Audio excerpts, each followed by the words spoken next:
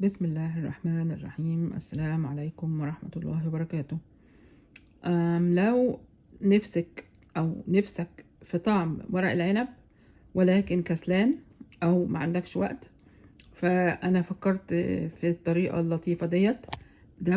عبارة عن رز اللي هو الخلطة العادي، ومقطع عليه ورق العنب من البرطمان، والرز طبعا، والخضرة والتوابل والبصل، كل دي عادية جدا، ولكن ده ما فيهوش حشو. انا حطيته كده في الحلة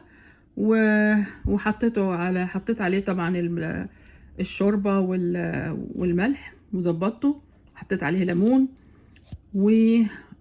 وطلع معايا بالشكل الجميل ده، ودقته طعمه هو بالظبط طعم المحشي. والورق العنب انا حطيته في محضرة الطعام، فتحول الى الحتت المكسرة الجميلة دي اللي هي استوت بسرعة.